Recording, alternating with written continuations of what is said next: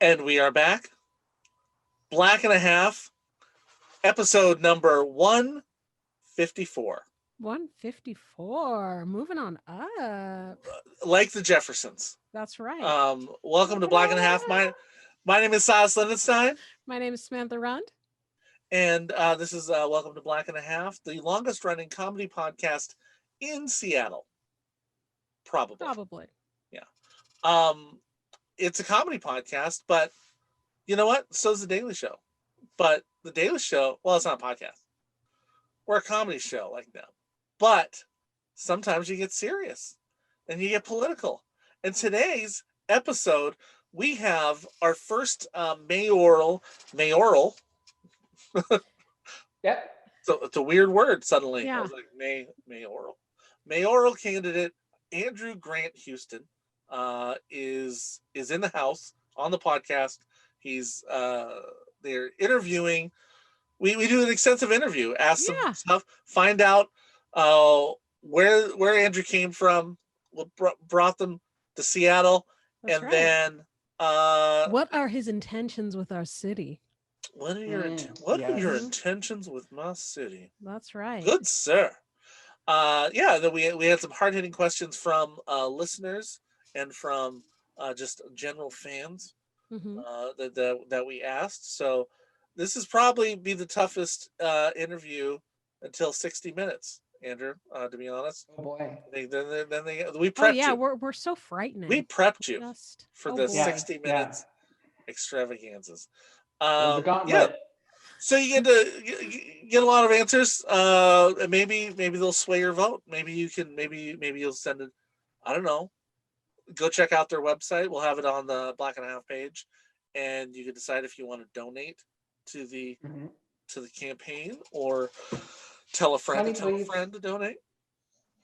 And maybe this started it all. Maybe this launches the Black and a Half launches the success of this campaign, opens to the masses.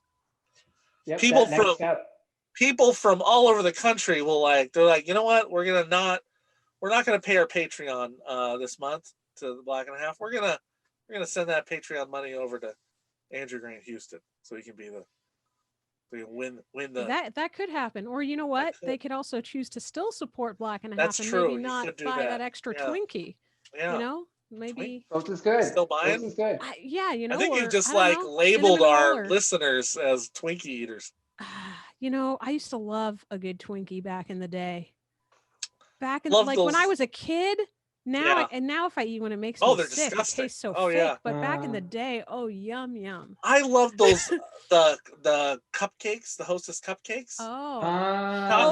That were filled with like the little cream inside or whatever. Oh, I love those, and I got one. The little Little Debbie, the two. I was gonna say the two oatmeal cookies with the cream inside. Those ones. I was a Nutty Bar person. Oh yeah, peanut butter and the chocolate. Mm-hmm. Yep. Now all that stuff, it just tastes like super fake to me. But the worst part is growing up with those things, loving them, and then thinking I'm gonna share that joy with my child, and go like, I'm gonna let you have a Hostess cupcake for the first time. We're gonna eat it together, and be biting into it and going, oh my god, what is this? Yeah, right. Oh, I learned how to eat. My childhood was a lie. Oh. Yeah. Oh, you learn how to eat, and then you're like, oh, nothing's good. But they're still like, oh, this is cool. It's all sugar. Yeah. Oh, well,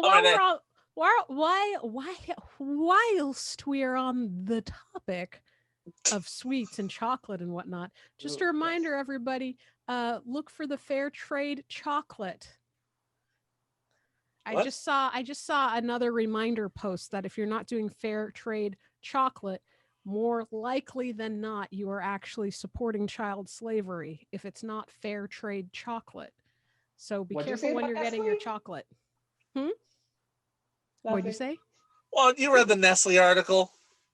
You read half of it. But you know what? I'd actually seen that before too. Read half of it. Half of it? Yeah. No, I didn't read any of it.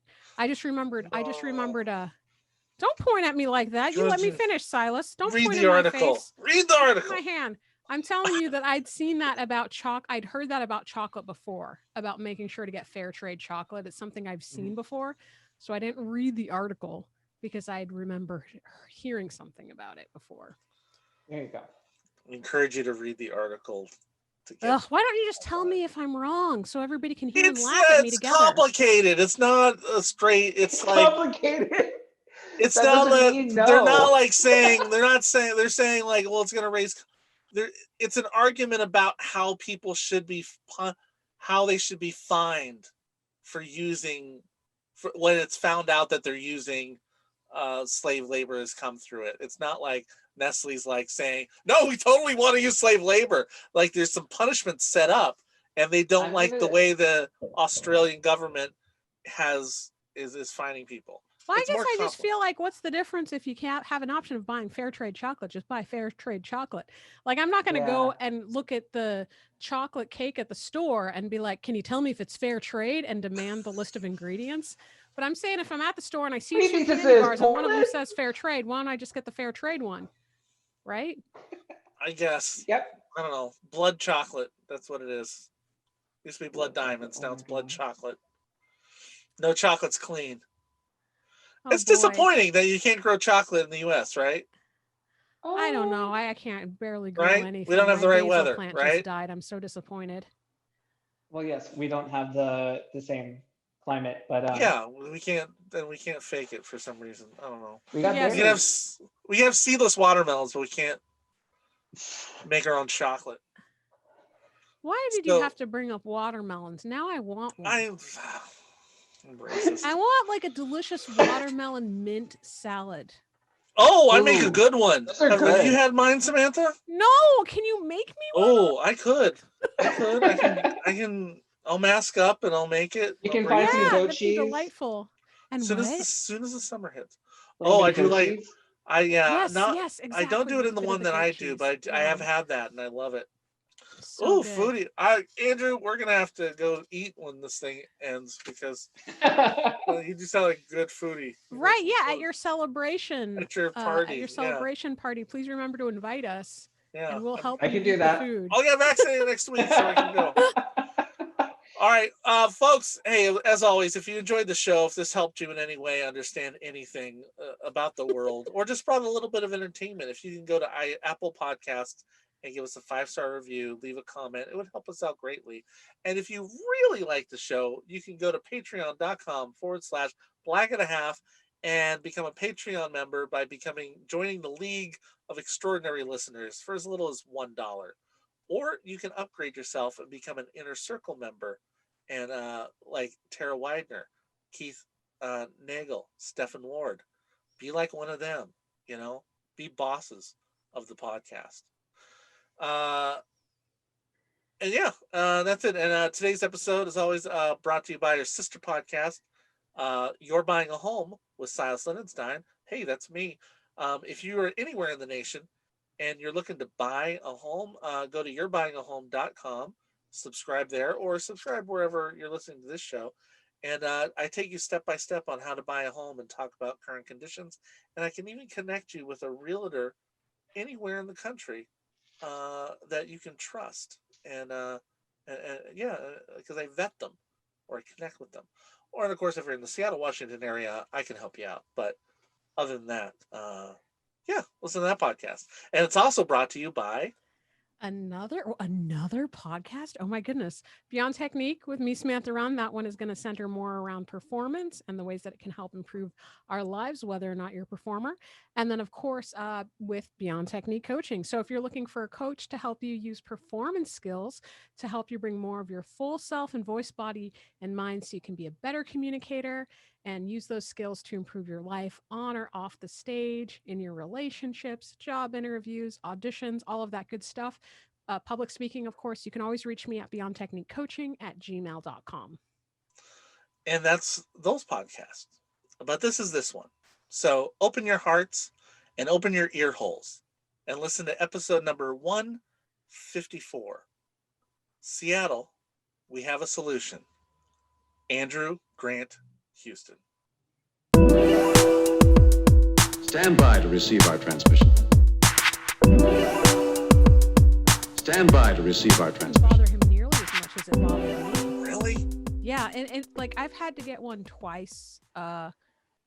I think they were both for acting things before, a couple Yeah. months back. But I tell you, after that second one, now I'm like, is the job worth it to get the test? I'm like, oh, is it worth like those moments of pain? If I have another one, I'm gonna have to write the dollar amount that I'm getting paid and put it on my windshield Right, to exactly. sit I through mean, this. after the Yes, test, it's like okay. never again. But I mean, realistically, I it's not like I was Oh, gonna I don't turn know. If down they said like, "Hey, it's for it. background work. You need a COVID test." Like, no, no, thanks. No, not doing it. Well, right, but I mean, we typically don't do. We don't do background. Well, I mean, you heard me. I was telling you like I did background work a couple months ago.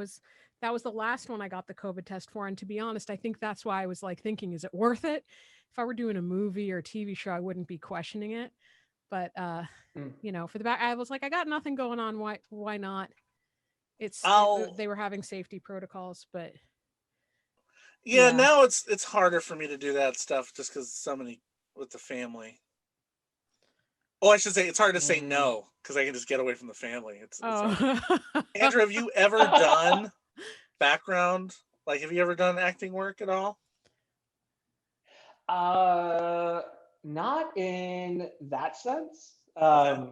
Like I did musicals when I was in high school because I was in choir all through middle school and high school. And Okay. so I had that experience of just like acting as background during Yeah. scenes, but not for anything that was recorded, really. Okay. Did you have a favorite musical that you were in, or that you? Ooh, okay. Oklahoma. As much as I don't like the state because I'm actually from Texas, but yeah, it's just really you don't have to be catchy. from Texas to not like the state of. Everyone from Seattle, well, all sports fans hate Oklahoma. That too. What was it? Oh yeah. Actually, that's my one connection to the former Supersonics is Kevin Durant, who like was coming up here before they got moved, was from the University of Texas. So he's an alumni. Like okay. Yeah. Man, I don't know how I'd feel about that. Like first you're like, okay, you're from, okay, so he's from Texas, right? So I don't know where he originally is from, but it's like, oh, it's a nice, I mean, weather, yeah, it's hot, but it's like, no. And then you're like drafted and you're going to go to Seattle and you're just hearing from everybody. It rains all the time. And then they say, okay, we're moving it to Oklahoma. You're like, ooh, oh, well, you gotta, what is that? I don't know. I've never been to Oklahoma. I have nothing to gauge it. Nothing to. How about every civil rights movie I've ever seen? That's Arkansas, probably. Yeah, I was like, I don't really have much reference for Oklahoma. No, just a little less black and a little more hat. There you go. Yeah. What do you think of the weather difference? Are you acclimated to Seattle then, Andrew? Oh yeah, no, within 3 or 4 months of moving here, I was already getting used to wearing shorts and it being like 45, 46 outside. I thought like, oh yeah, this is fun. Okay.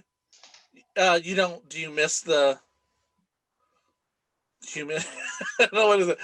Do you miss no, the actually I do miss heat? some of the humidity only because during here in the winter, my hair and scalp is just still not used to this. It's just way too dry. And so hair care is really intense for like December through about now. So now it's just, I feel like my hair is finally getting back to a little bit of normalcy, but it gets really dry up here. Where in Texas? Did he ask? So I was born in San Antonio and I moved around kind of a bunch like around that area, but essentially Central and South Texas. Do you have references points, Samantha? Well, I was just thinking of when you were talking about the humidity. I didn't realize that was like humid in like all of Texas. I don't know if it is. I think. But because you're saying how dry it is. Kind of like pretty much that was interesting. Like everything from like this like interstate, like it's weird how our interstate kind of tracks the line between what becomes West Texas and desert, and then everything to the east of that is like fairly mild until you get to Houston. Now Houston and then the rest of the Gulf, that is humid. That is another level of humidity that is just like wearing a raincoat of Yeah, just sweat. I It's think just- I tend to that's hard. think of the whole South. I guess not the North, the Southwest, no. But I tend to think of a lot of the South as really humid from my experiences there, because I think like Georgia and probably Alabama Yeah. driving through in the summer. Hmm. Why? Mhm. I don't know.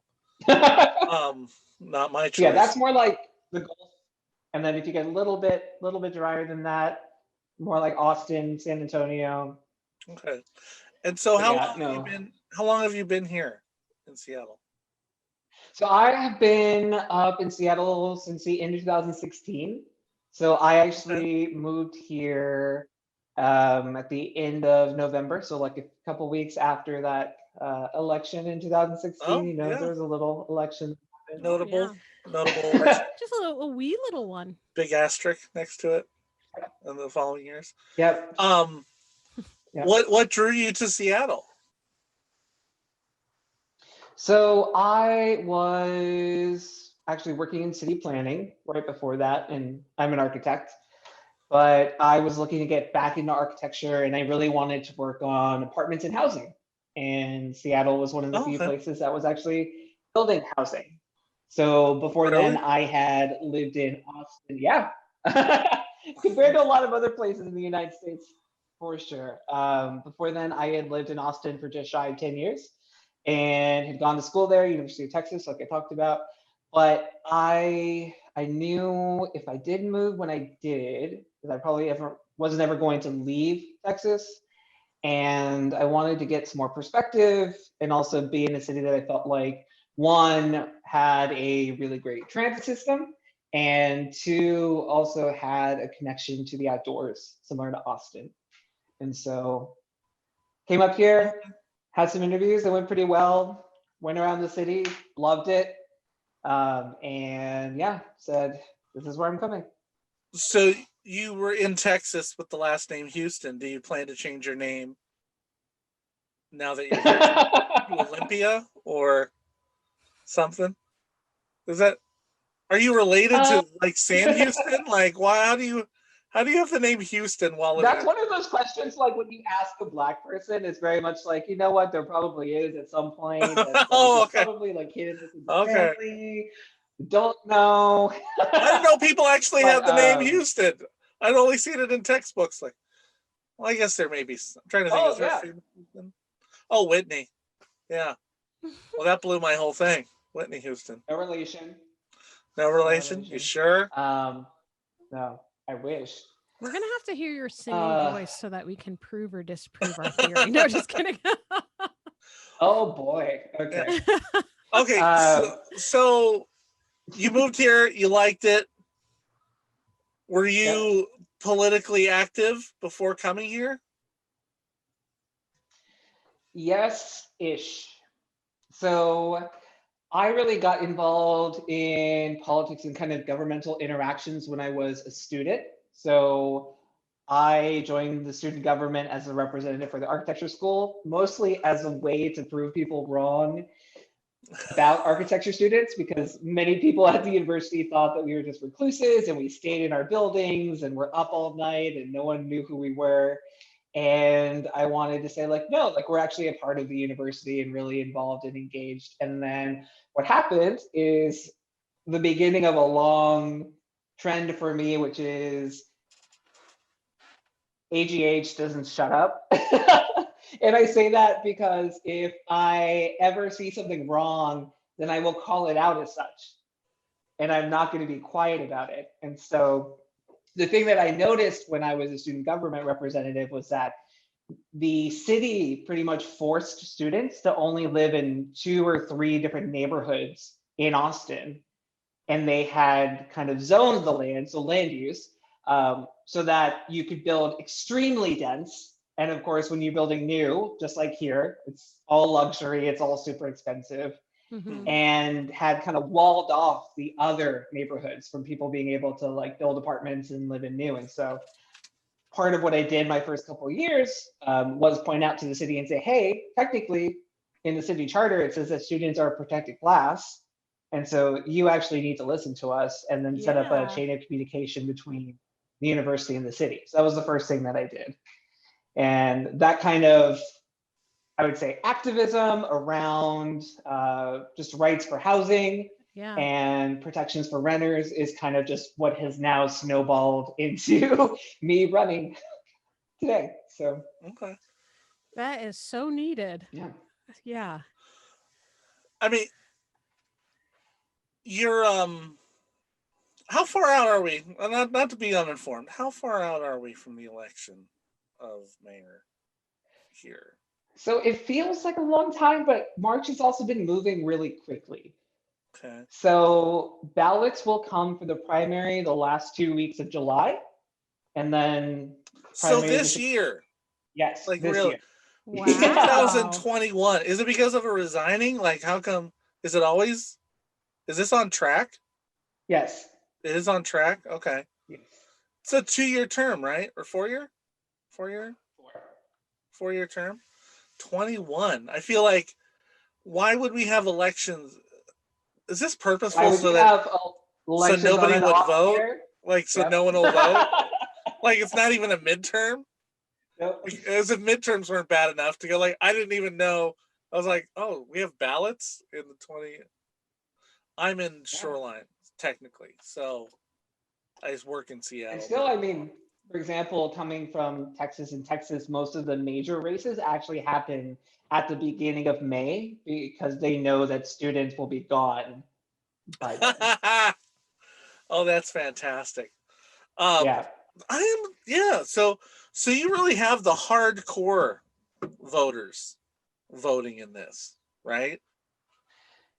Yes, but I also feel like, especially given the huge surge of involvement, not just in 2018 in those midterms, but then also last year, and especially what I almost call like the 2020 overtime, like it felt like an action film with everyone, including myself, involved trying to get people down in Georgia to vote for those runoffs, and how that kind of carried into January. I feel like there's just this new level of energy and involvement where people really understand the connection between voting, or what we like to call as organizers electoral politics, Mhm. and how that is just one piece, but a necessary piece to organizing and making change happen. Okay. I'm trying to think what people, I don't know. I get torn about what I feel like people should know about somebody, Oh yeah. like being elected, and what's private.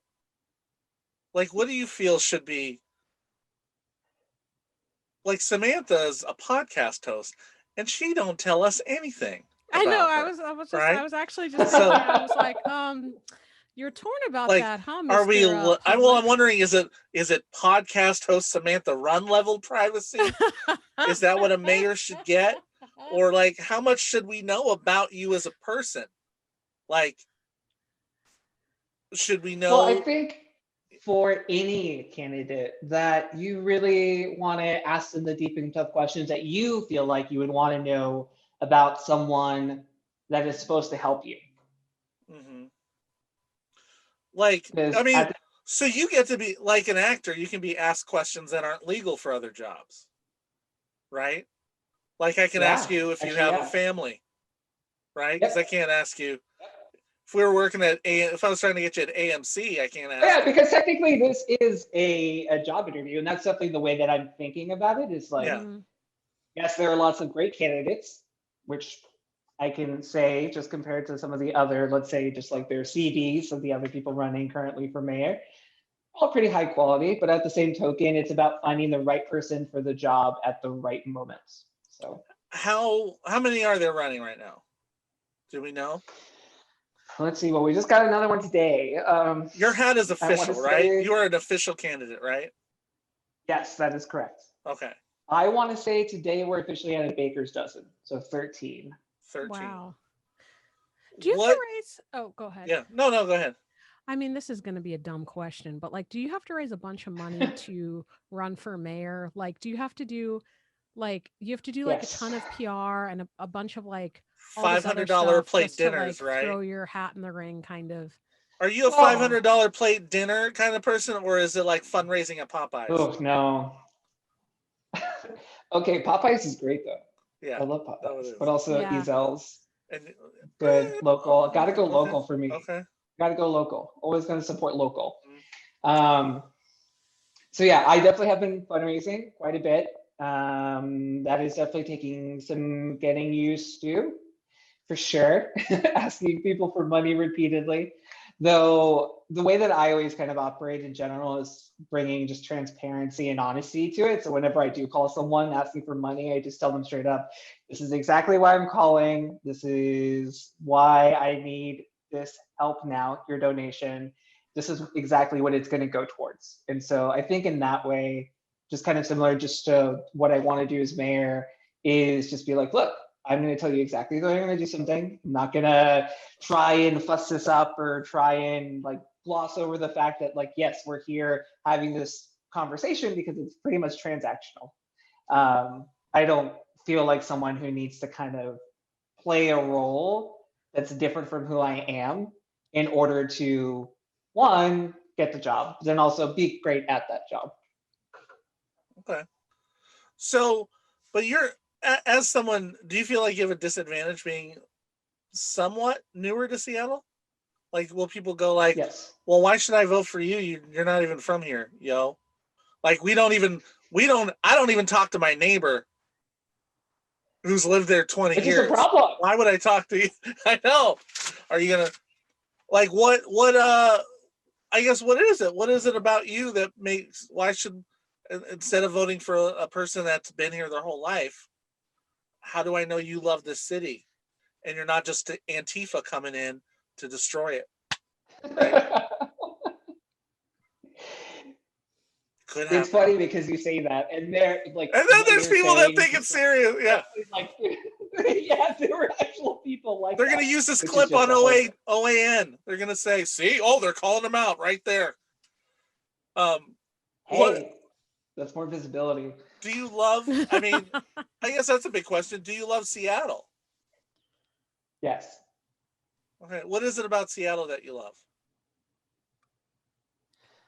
Oh my gosh, Silas is like the father of Seattle right now, and he has to check your intentions with his daughter. What is it about the city that you love? Are you making a lifelong But I'm a liberal, commitment? so I don't have a shotgun. I am making, I would say, a pretty significant lifelong commitment. I know the one thing that I'm talking about for sure is that I'm not interested in just running for one term. I'm running essentially as a two-term candidate, saying that that'd be a change. I'm really committed to, I'm committed to really working through a lot of our tough issues here, especially homelessness, especially someone who has been a lifelong renter. And I know it's going to take more than just 4 years to get that right. Mm-hmm. At the same token, as someone who has grown up essentially my entire life dealing with global warming / climate change / now climate crisis, and the fact that the wildfires get longer and more intense every single year, that there's a lot of work that needs to be done on that end. And that's kind of why I'm running now in this moment, is that there's a lot of significant work that's really technical and the really boring stuff around architecture, which is my day job, policy, and really addressing environmental racism, essentially. And so it's pretty boring, and it's really technical, and it's not the stuff that anyone really wants to talk about, but I'm doing this specifically because I love this city and I'm committed to Seattle being the amazing progressive place that everyone says it is. Because I feel like right now we make a lot of empty promises, and so it's time to keep those promises. So good. What Thank you. what's your favorite spot in Seattle to go just chill out? Ooh. And pretend there's not COVID. Yeah, right now. It's Like, no, you can't go it's anywhere. the side chair in the living room, the one with the throw. That's my favorite Well, place yeah. right So now. I'm a high risk individual. So like all I do is I walk around my apartment when I walk around, or if I get up super early. Go So outside when I everyone's want to. I thought you vaccinated. meant you walk around your Everyone's apartment like in it like laps. Hey, that's nothing Yeah, wrong with that, there's Samantha. enough space at least to move. I'm fortunate for that. COVID, everyone's vaccinated. We're going back to normal. Where's the first place you go in Seattle to enjoy? Ooh, where do I go? I go to Hing Park in the International District. Yeah? Yeah. I'm trying to remember which one that is. I go to places and I'm like, not It's even the sure one where. with the really nice sculptural like red arch that's made Oh, of yeah. metal. Okay. And then usually some people play like chess or like ping pong. Ooh. Do you play chess? I know how to play chess. I did Yeah. watch Queen's Gambit, which was excellent. Oh, Yeah. that's close Feel like enough. That's everyone pretty did. much. Yeah. right, no, right. Yeah, Yeah, no. we all learned Yeah. chess. From that. We're just like totally. I can play chess right now. I can play a game of 5 at one. It's me and 5 toddlers. I crush every time. It's just, Woo. yeah. It's virtual though, because we got to be safe with the social distancing. Yeah, exactly. Okay. Yeah. So I have a bunch of questions here from our listeners. Oh boy. Okay. Ooh. All right. Are you ready?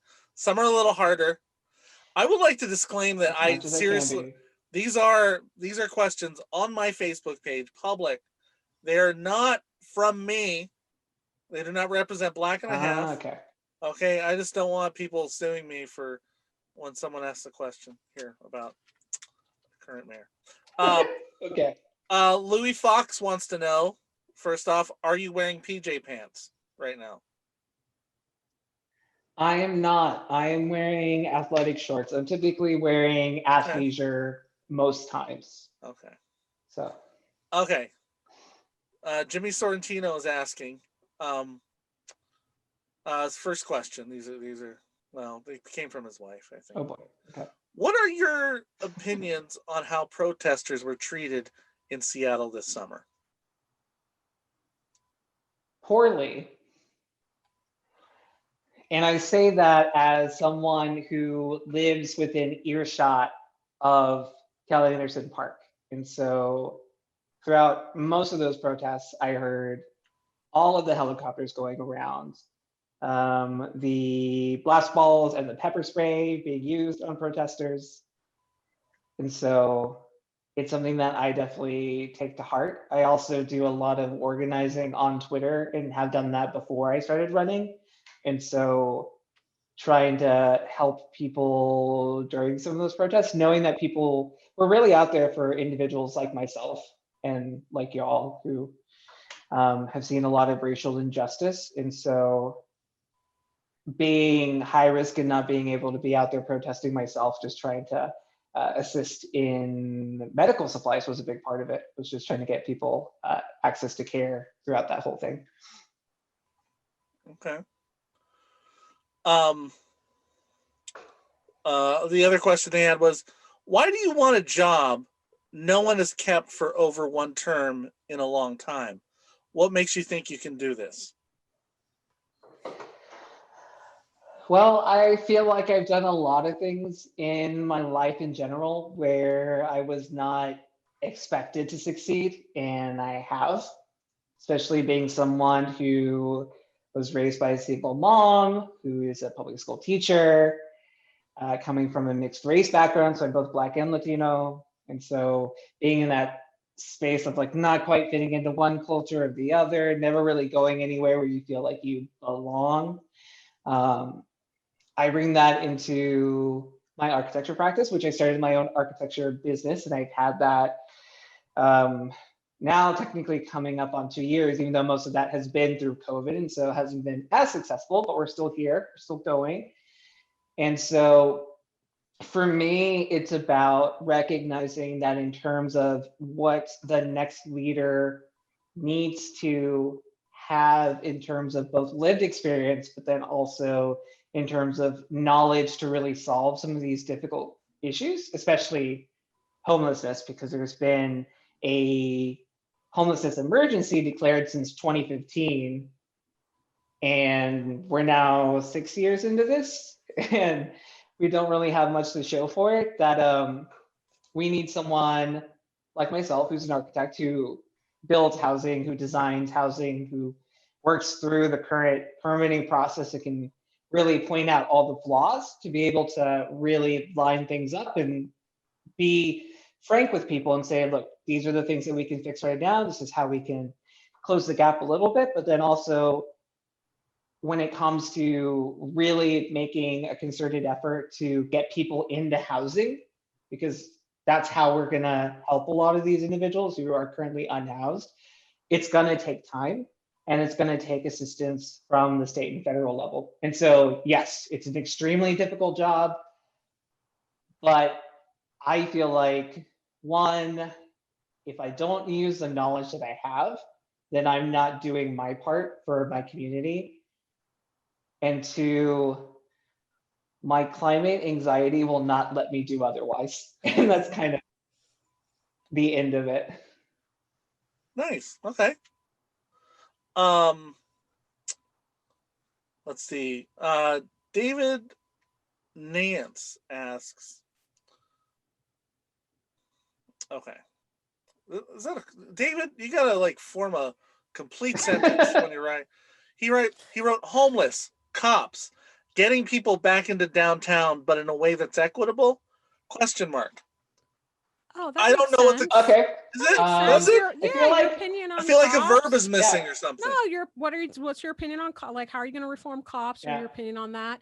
Homelessness, and then what about people actually getting to have a livable housing situation? You've talked about homeless, so you don't need to go on there. But so basically, just like housing first approach towards unhoused neighbors.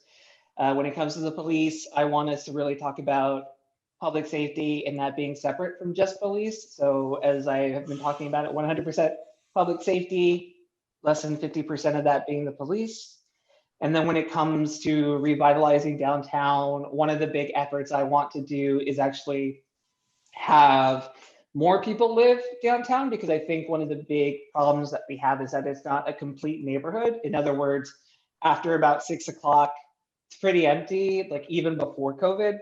And so in order for it to have the same kind of energy that other neighborhoods have around Seattle, we need more people actually living downtown. You know, let me ask, because someone's going to want to know: Are you a defund the police candidate? Yes. And I'm the only one. Really? I thought there was someone else was complaining about someone else. Nope. I don't know if they're a candidate. Now, let me ask you if this relates, if this sounds the way. I feel like something was blowing up here. I was describing it like this.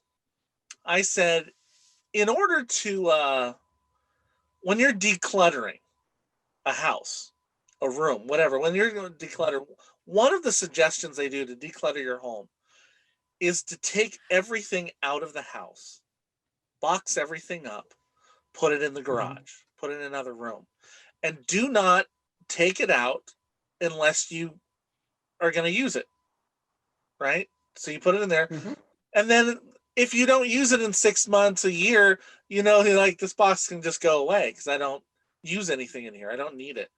And I said, for myself, that's what I think about for defunding the police. You can't shut down the police department overnight and wait till, let's wait till a murder happens and then we'll get a. But I think it is of stripping everything down and going, okay, well, what do we need them to do? What do we need police to be doing? That's only that they're the ones qualified for this. And I think that is getting at what I believe the conversation should be, which is not every response to someone in crisis or dealing with an issue needs to be a person with a gun.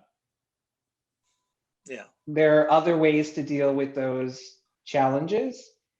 And right now, we're also not using our law enforcement efficiently because they have to answer to every single problem that there is. And so there's not even an ability for them to be specialized in what they do. Are you anti-police? Well, I'm Black.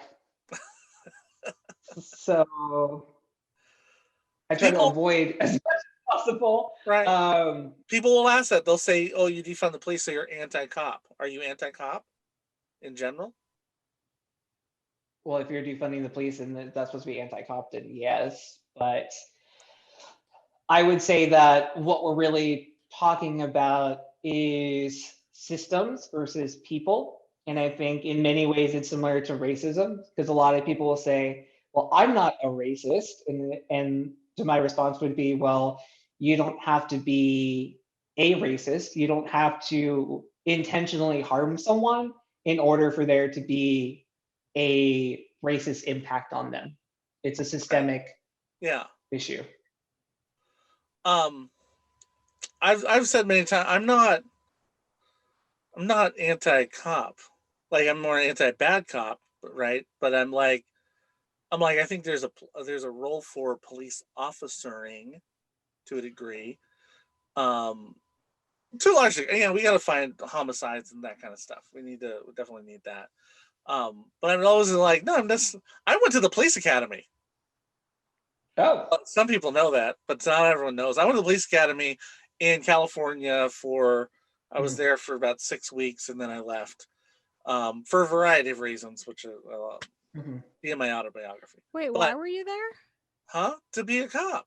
Oh, I didn't know that. Yeah, listen to the show all the time. More reason for us to have that buddy cop show we've been talking about. I know. Yeah. Mid-20s crisis. I needed a job. I don't know. It was different. I thought I had good experiences with some police, and I thought it was something I could do. I will say, like, I also didn't know how long I wanted to be a detective.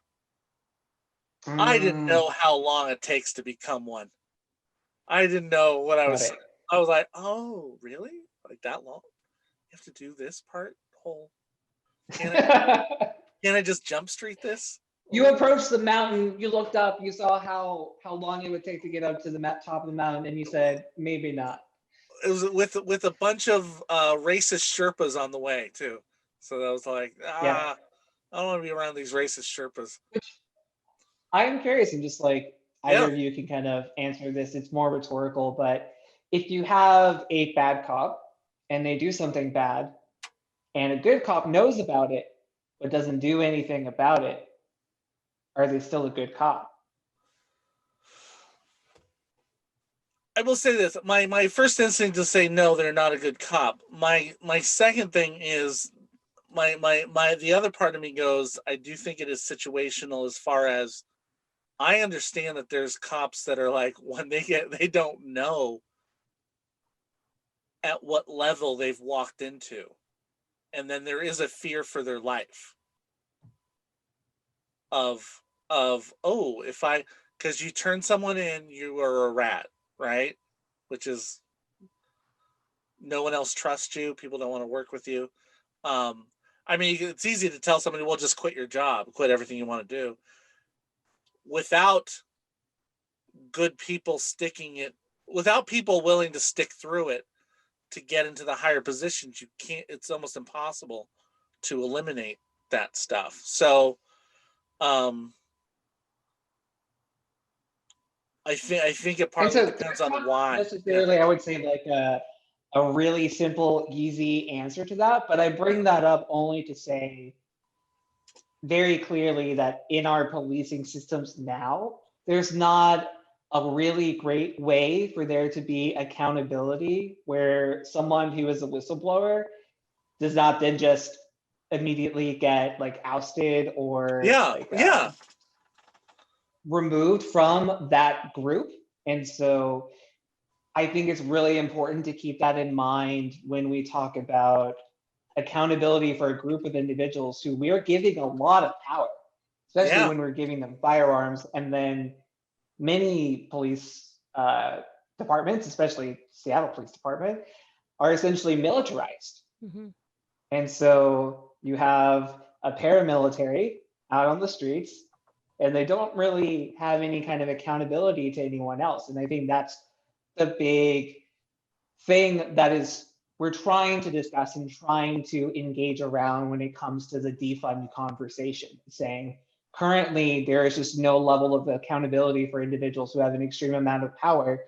And as much as they might have the best intentions, because we're in the system as it currently stands, it's still pretty anti-Black. And so how do we try and make this entire system more equitable? Part of it for us is just removing cops from many different types of situations. Yeah.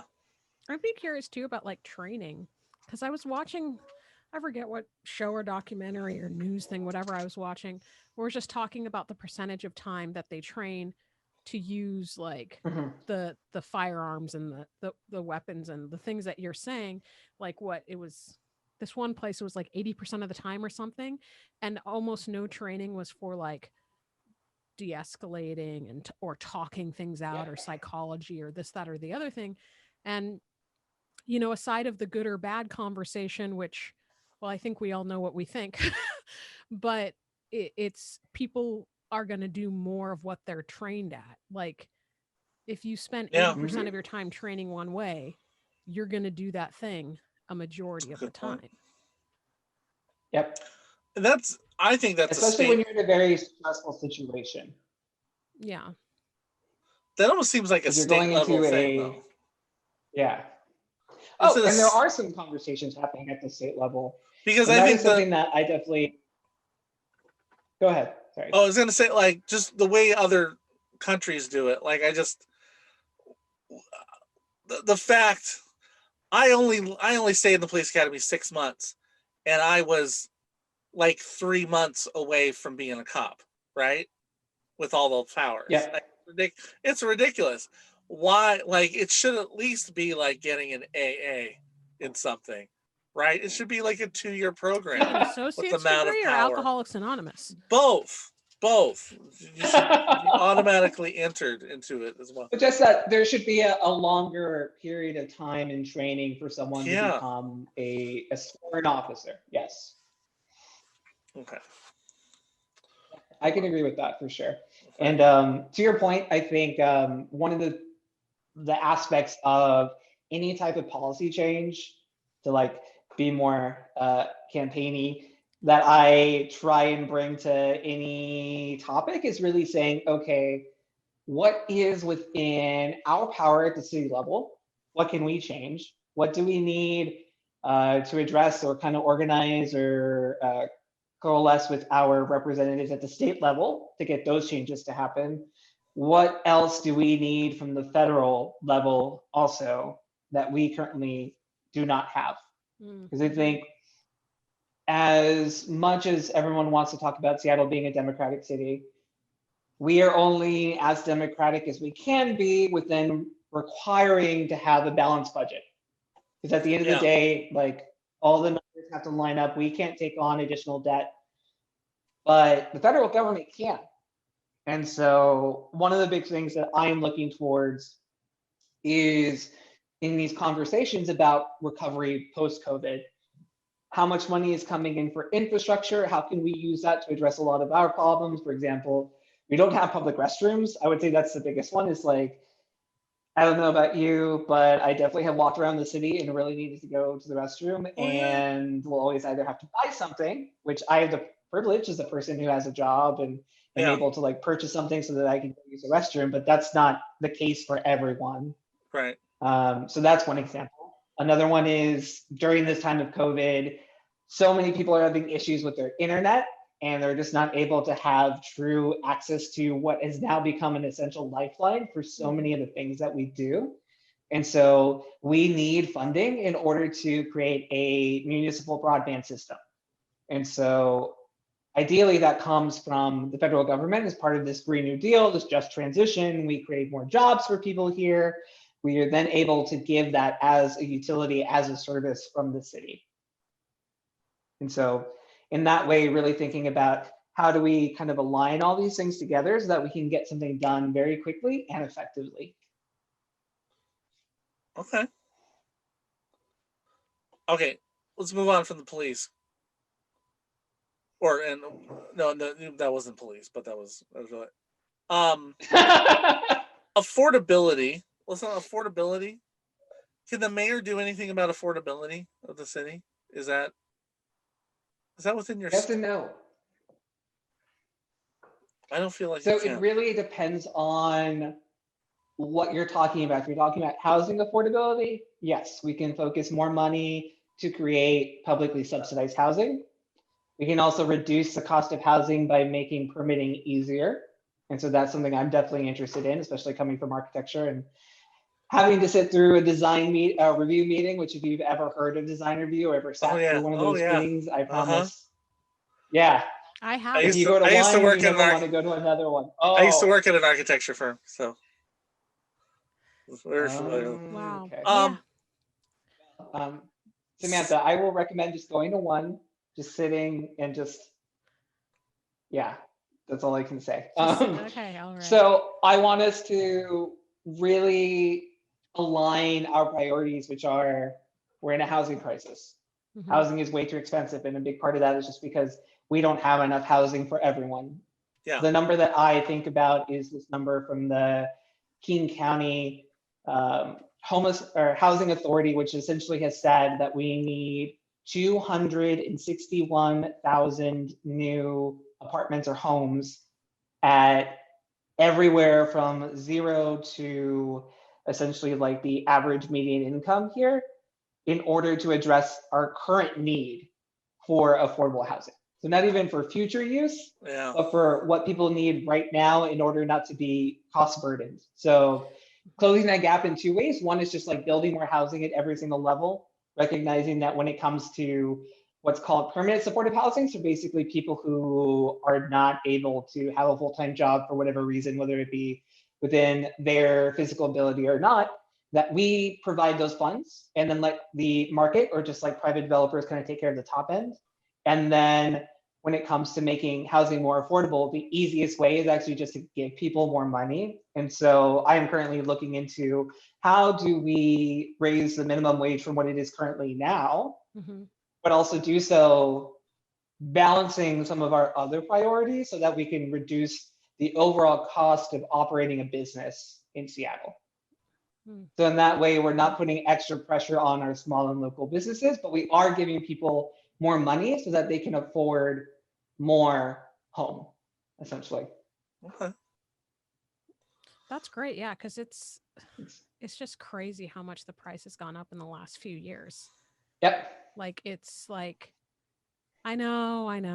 We all talk about this, but it's absurd. It's like, and then even if people do get a raise, it's not enough to match the housing.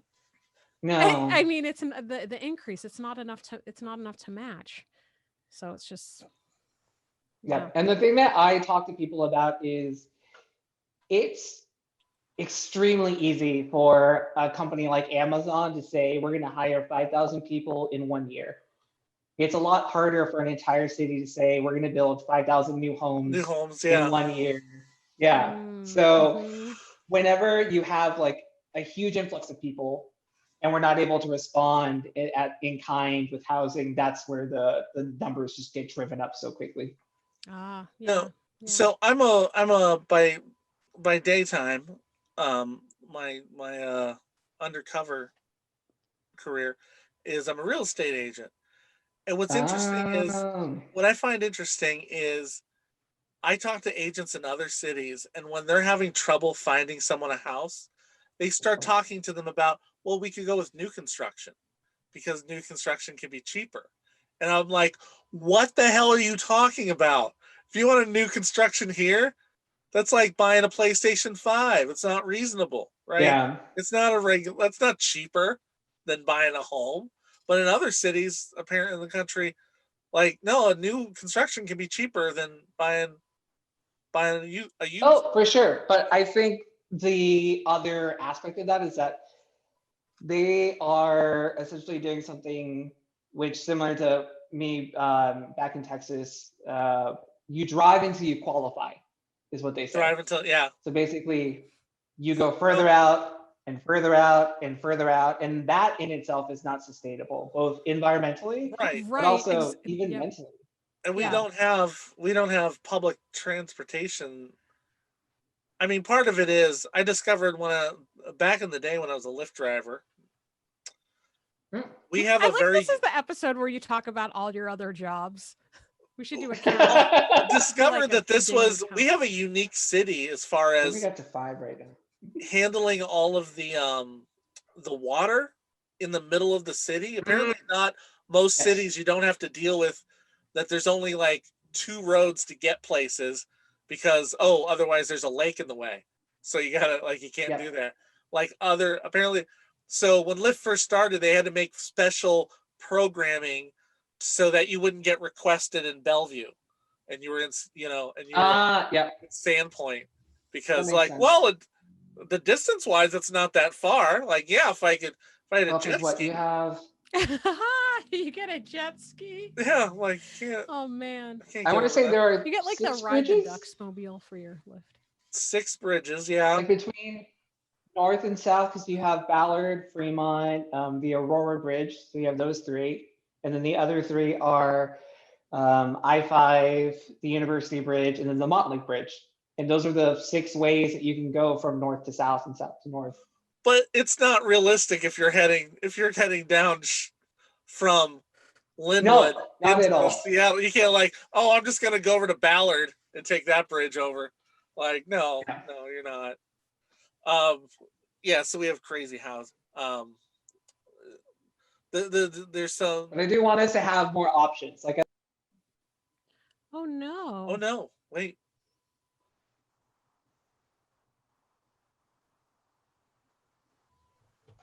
Hey there. hello, I've returned. Did you lose power? Yay. I did. I am so sorry. That's fine. It's happened. Hold on, I did pause. No, I marked it. Wait, let me mark it again. Okay. I was just about to get into transit and say, like, Transit. Yeah, tell me about your transit, because that's another huge thing. Yeah. So a big aspect of my plan to get us to have a lot of action my first year is to essentially restore bus service to what it was before COVID. So ideally, we start that process in 2022. We put buses back on the ballot that fall in order to fully restore back to 100%. And then in 2023 or 2024, have a countywide measure so that in Seattle, we can, throughout the entire county, we can build out what's called the Metro Connects plan. So there's actually a plan to give frequent service across the entire King County. And so it would be a huge improvement for everyone, including yourself and Shoreline, Silas. Mm-hmm. And then in Seattle, because we would have this increase in funding, we can move to have every single person within the city have 15-minute or better bus service for at least 12 hours out of the day. Okay. Does that put all our eggs in the? Well, I mean, I know we have the transit trains coming. Light rail? The light rail, yeah. But are buses gonna? Are buses gonna cut it? Are we gonna have, like? Are buses not sexy enough for you? No, I'm just like, I'm always shocked how many people don't take the bus. And how do we get that cultural shift to it being, like, people complain about, my daughter was saying, like, scary people are on the bus. I was like, no, it's fine. Don't worry so much about it. There are. Yeah. I mean, depending on where you are. But personally, also, like, I hate the transit police, because I hate the idea that we pay $80,000 per cop or whatever to try to find people that are skipping $1 bus fare. Is So that there's all a they do? lot They in don't- there. They don't Yeah. check for safety as well? Do they? Well, everybody's like checking for fare. I don't see them busting people It's for fare. usually fair enforcement. Yeah. So But to kind of pull all that together a little bit, so we need a cultural shift. And a big Yeah. part of that is just our current system is not sustainable, and it hasn't been for a long time. Even before COVID, if you looked at the overall like greenhouse gas emissions, for us to get like super technical, and hopefully no one glazes their eyes over at this point, but 50% of all emissions in the city of Seattle are specifically from people driving their cars.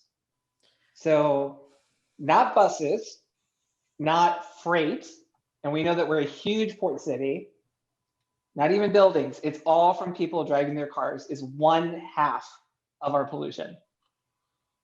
And so we need people to simply drive less in general. So it's going to be a combination of things. It's going to be moving people to buses, making that easier, making people find that choice to be easier than driving. 2, putting things that people need every single day by where they live. So in other words, allowing for more of your corner stores, more of your cafes, more grocery stores to happen in every single neighborhood, so that people can then choose to walk, bike, or roll to those places as opposed to driving. Yeah. And then again, other types of mobility. So whether that be more light rail, whether we finally put in all the bike lanes that we keep saying that we're going to have, but then never actually build. Those are all things that we can do to make people choose those other options as opposed to simply driving by themselves in a car. What our friend Tony Daniel has a suggestion of what if we I can't say it with a straight face. We used to have a joke. Tony Daniel, comedian, local, had a joke about turning express lanes into drunk driving lanes, where you just you pad them up and on each side and just listen. I was gonna try to ask it with Hey, seriousness. you know what's but I couldn't. safer than a padded car? It's a bus. You can just Yeah, get in the bus. it's true. If you've had Hey, look at too that. many to Bringing drink, it you back take to the bus home. message. That's right. Yeah. That's right. Yeah. My consultant's going to be so happy. Yeah. And then also, like you were saying, with more of the affordable housing, people aren't going to have to drive so far every day to commute. They might actually be able to afford someplace closer to where they work. Less green, whatever. Gas. Less gas, you guys. Less gas. What do you think are the biggest positives and negatives of the current mayor and or city council? Do you have any positives? I can't see your face because it's frozen now. Yeah, it's been frozen for a while. Oh no. So okay. my weird faces are just trying to avoid eye contact with your frozen image. Okay. Let's see. I don't know if there's anything we can do about that. Maybe. We'll see. Is that any better? I don't know. We'll figure it out. Positives. Well, to just gloss over city council very quickly. So I am actually currently the interim policy manager for Councilmember Teresa Mosqueda. And so I can't really get into that a lot. Yeah. Because I'm not privy to, but I get that. The one thing that I can say about council in general is that they are all committed to making the city even better than it currently is. And so they're all doing what they're doing with the best intentions. And so I think that's something to keep in mind. When it comes to our current mayor, I think going back to something you talked about earlier, Silas, about why should people vote for you if you have not lived here your entire life? I would say that the current mayor is an example of you can live here your entire life and not necessarily have the best intentions for your community. Touche. And So true. I say touche to you, sir. Because, like, where is the here that you lived and what is your Right. life Yeah, no, experience? Yeah. Mhm. Yeah. No, I'm just agreeing. What Mal okay, Malstrom Pullman Okay. asks, will you lie for the cops like our current mayor does? I lie for no one. Huh? You lie for no one? Oh, good. Yeah, that is. Yep. Good answer. I can tell them asked and answered. Check out Black and a Half. There you go. This is interesting. Well, how will you address hate groups like We Heart Seattle that are targeting boy. vulnerable populations? I've never heard of this Wait, group. what's that group called? We Heart Seattle. We Heart Seattle. This is the thing where And Holy crap! I think I own that domain. I swear I bought that years ago. What? I And gotta look it up. who do they I was hate? gonna make it a. Did I lose it? Who do they hate? I don't know. I was gonna use it for like a. people What who if somebody don't was clowning on you, Silas? live in homes. They're Wait, not. They have been messaging that they are committed to helping the homeless, and in many cases, they have kind of taken the role of sweeping homeless out of our Oh. parks in a way that the police are no longer allowed to do because council defunded that. So they're not a. Are they a hate group? Probably not officially designated. I'm guessing. Not yet. They're doing mean things though, like under the guise yeah. of being Of helpful. helping. I had no idea. It's very new. It's very new. So Okay. I don't know how I like. It sounds like a good question, but I don't know how you would answer. How will you balance the needs of all your constituents, including homeowners, renters, businesses, and more vulnerable and underrepresented communities? see, I find that question interesting because most likely it came from a homeowner. Because they're just like, why are you balancing the needs of everyone? Well, I will say it is from a homeowner. I know I helped.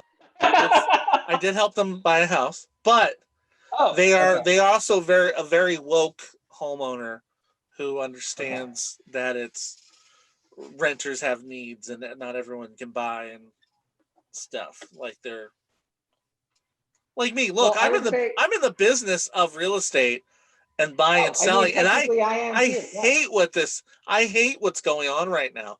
I hate that most of my friends don't feel like they can buy anything.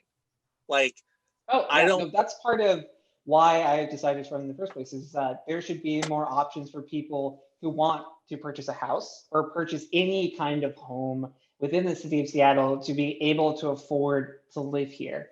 I have already had a number of friends who have moved up to Shoreline, have moved out to Bothell, have moved down to Auburn just because they can't afford to purchase anything within the city. And for most of them, they work remotely right now, which is fine, but that's going to end sooner rather than later. And so, one, it really bums me out just personally because I'm not going to be able to see my friends like I used to. They don't just live down the street like they were before.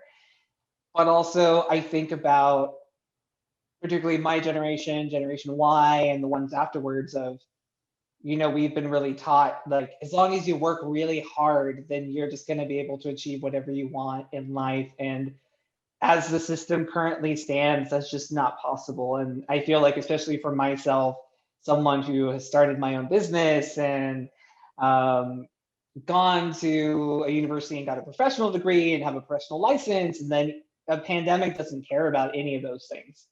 We are all kind of in the same place of just trying to get by.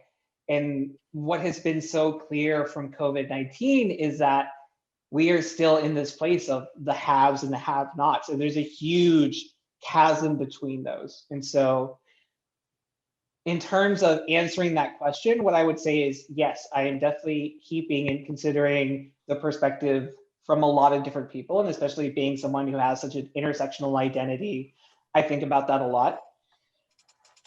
On the same token, when it comes to my policies, I want them to be progressive and equitable in a way where we are improving the lives of those who have it the hardest currently first.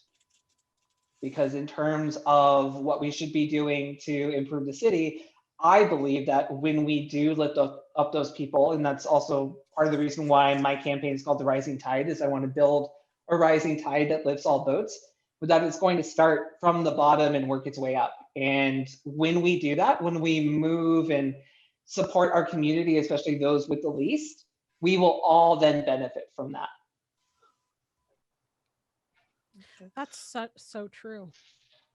Did you want to speak at all on, you mentioned intersectional identity. Yeah. Did you want to speak on that at all for what people, is there anything people should know? Do they need to? I think, again, talking about my mixed race background, but also that I'm queer. So I'm bisexual, I identify as bisexual. And so, again, being in a place of not necessarily belonging in a number of different spaces, but then, of course, just trying to make space. And I think in many ways, there are probably a lot of Seattleites who say, well, who the hell do you think you are running, and you haven't been here long enough? But I think in many ways, the mayor needs to be thinking not just of Seattleites past or present, but also of the Seattleites that will be coming in the future.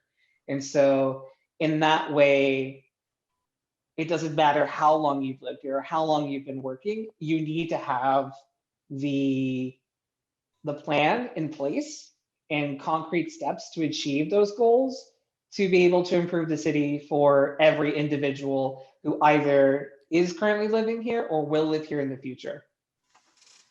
And so that's what I plan to do. Okay. The other questions I think you basically have covered during this that I said that. All right. But before you get out of here, you have got to answer. Okay. The Black and a Half world famous 7 questions. 7 questions. All right. 7 questions heard around the world. Okay. And these are the first thing that comes to your mind. There's not a really wrong answer. Whatnot. Number 1, what are you most nerdy about? Anime. Anime? All right. Yeah. You said nerdy. Anime. Yeah. Absolutely. Okay. Do you have a favorite anime that you can? Ooh, if you want to get super cerebral, that would be Neon Genesis Evangelion. Okay. Which is a really good one. It talks a lot about interpersonal relationships, and there's a lot of robots. That's great. Love robots. Yeah. It might get you some votes right there, honestly. Yeah. In this town. What's something that I can make a commitment right now, because What? I don't think I've talked about this publicly. So I do have this plan that if I am elected mayor, I will show up to Emerald City Comic Con cosplaying as a mayor. Okay. I can commit to that. Commit to that. I love it. I love it. A Black and a Half exclusive. Yeah. Right here. First time. Number 2, what's something that you love to eat? Ooh, ice cream. Favorite. What kind? Yeah, flavor. Ooh, if I'm going for a classic flavor, it's got to be cookies and cream. But I am definitely the person who goes to a shop and will try whatever is seasonal. Like I definitely like to try new things. I'm a huge foodie. Go check my Instagram. And so, yes. I'm not gonna. Some other locals would ask you to pick a favorite ice cream shop in town. I'm not gonna let that divide the votes for you. Thank you. Okay. I appreciate that. I won't do that to you. Do you like the weird stuff though? Like not weird, but like strawberry balsamic, like a new mix that you wouldn't find in the store. Okay. I like that. What's something that you love to drink? Gin. Gin. Okay. And beer. I'm a huge beer person. What kind? Like a light beer or a weightier meal beer? Yeah, Silas and I are on Um, opposite sides of this one.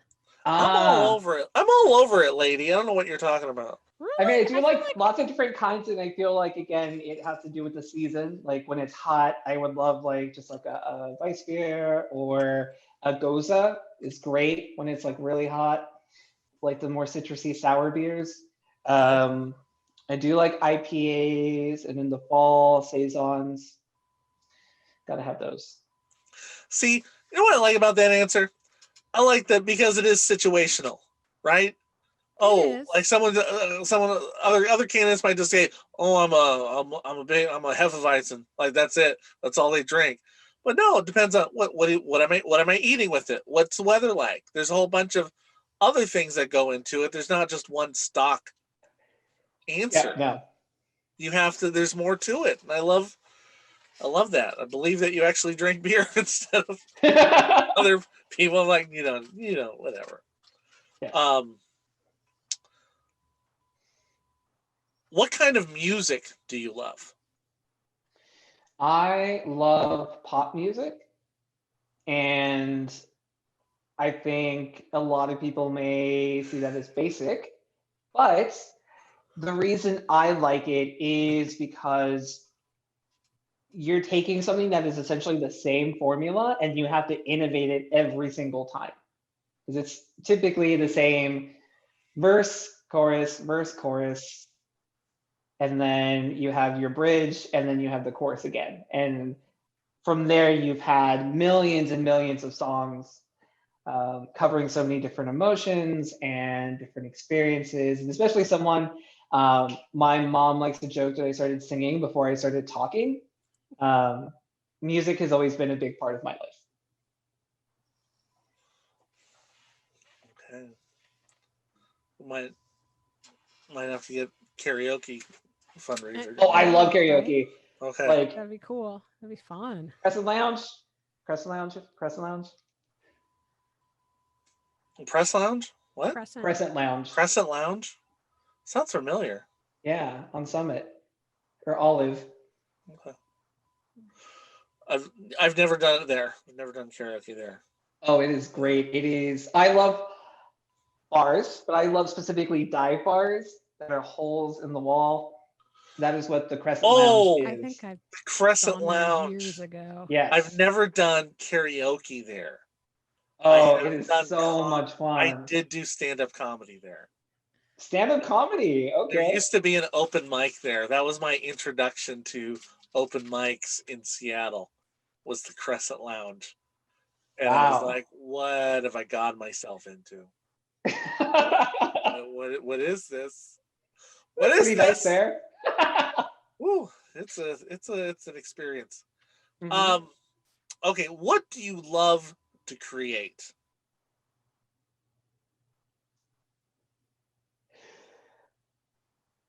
Maps. Yeah. Actually, I have a huge transit fantasy map that I made. I can probably send it to you later. It's pretty awesome. I like that. Trans maps. I Yeah, love for that. Seattle. Yeah. I don't know why when you said it though, I suddenly got Dora the Explorer in my head. The map. You can tell I have kids because that's what. Yeah, I Yeah. was gonna say. If you there didn't go. have kids, that'd be a little Creepy. Yeah. Okay. What's a game you love to play? Texas Hold'em. Ooh. Okay. Because I of the enjoy Texas. card games. Right. Okay. Last question. In 100 years, when someone reads your biography, what do you want to be remembered for? For leaving this city better than it was before. Wonderful. Andrew Grant Houston, Yeah. thank you for coming on the show. Thank you. Thank you, Silas. Thank you, Uh, Samantha. This was great. Yeah, It thank was you. lovely for being our first mayoral candidate of 2021. Woo woo. Yep.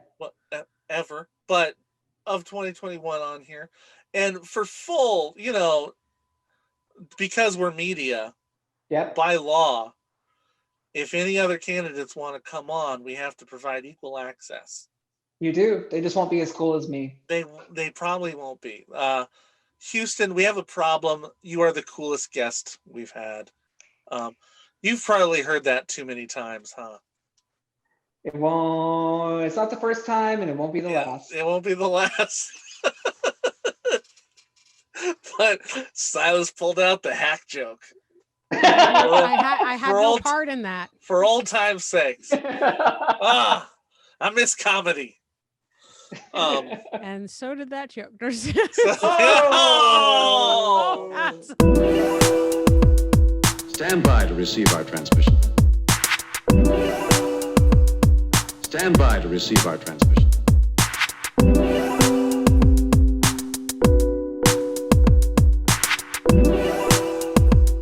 Stand by, stand by, stand by, stand by.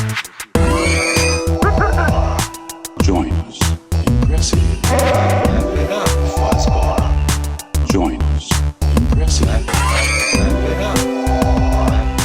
Join us in pressing fuzzball. Live long and prosper and prosper and prosper and prosper and prosper.